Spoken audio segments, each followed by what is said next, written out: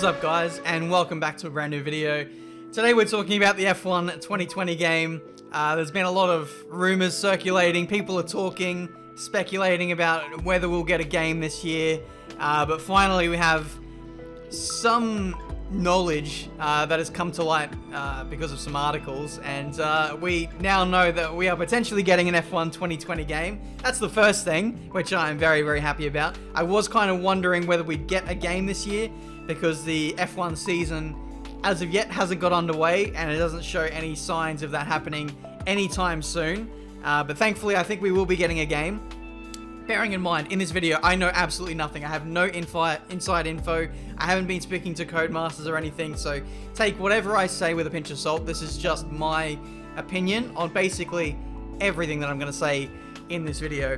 But there was a couple of articles that popped up recently in the last couple of days, both of which came from race fans, where they spoke to Paul Gilles, the franchise director at Codemasters for the F1 games.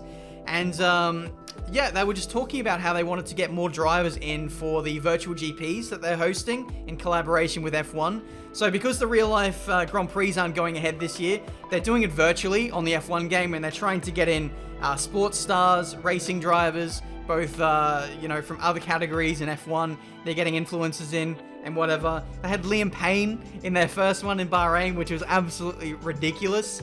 But they want to get more drivers in. They had a pretty low turnout for the first race. And in order to do that, it's been said in this article that Codemasters are going to port in the 2020 cars and some of the new 2020 tracks in order to avoid some licensing issues. Because currently, for some drivers, maybe like the Williams, which has had a big overhaul in sponsors, I think. I don't know, and other teams are probably affected by this as well, but they probably don't want to be seen, that being their drivers, racing for last year's car with their old sponsors giving them, I don't know, free advertising when they could get them in their current car, and then life would all be sweet again. Alright, so I turn into a bit of a melt when I'm in front of the camera, and I don't get all of my points across. I do want to say that this was only a minor point, was the licensing issue, but the article did say that potentially one of the more bigger barriers to a lot more drivers entering into these races was the fact that they might be going up against F1 esports drivers and trundling around at the back, for example, because they haven't played the F1 game.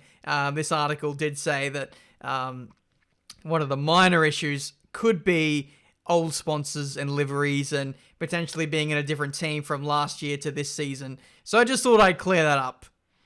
Cool.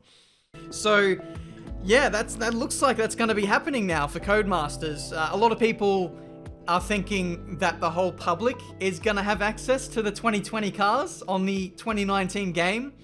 But in my opinion, I don't think that's going to happen.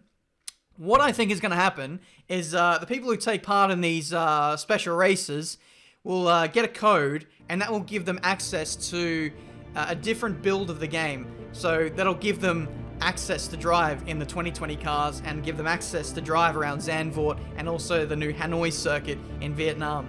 So yeah, as disappointing as that might sound, I think that's the best way for everyone going forward. We, I don't know, get a glimpse of what the 2020 cars will look like in-game, but in the long run, that won't harm Codemasters' sales, because they still need to sell this year's F1 game. It will be coming out at some point.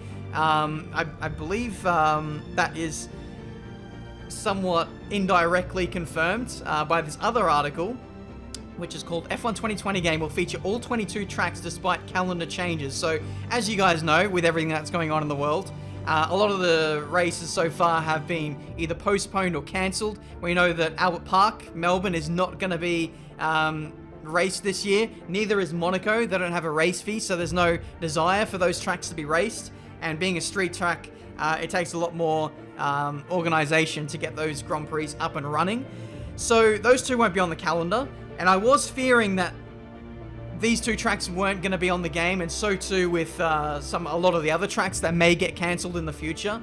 But it looks like Codemasters are looking to include all 22 tracks on the game. That makes sense to me, because most of the work will have already been done to make these tracks, because the current timeline for the game to come out would be somewhere in the summer of this year. Last year the game came out on June 25th, I want to say.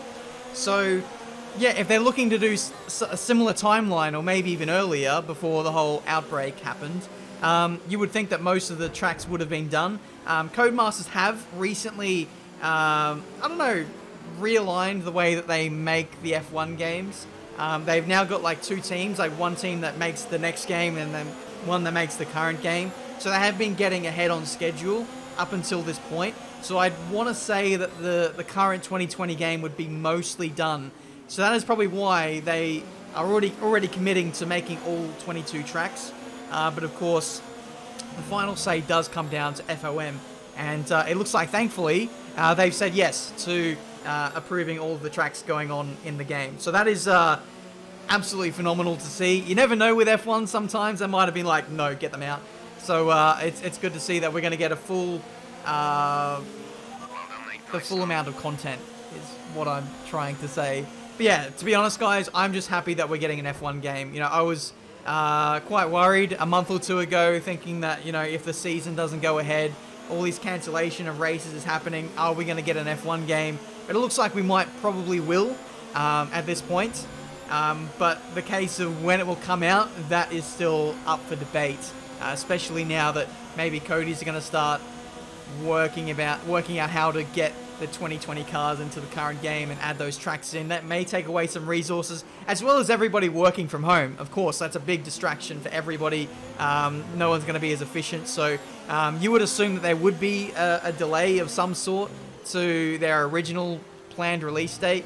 But when that is, nobody knows at this stage. Let's just hope that we are getting an F1 game.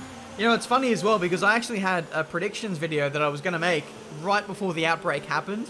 I don't know if I should talk about them now. Maybe I should.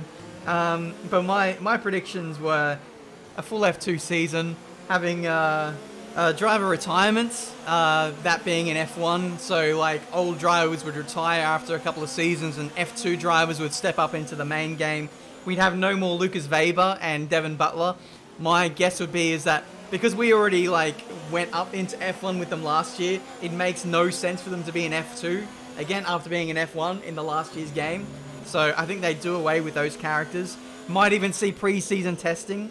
I did a bold statement. I said that there'd be no classic cars this year. I made a couple of predictions about the handling and physics. I said that there'd be more realistic tyre wear, like lockups, improvement to low-speed grip, potentially giving more feel and the force feedback.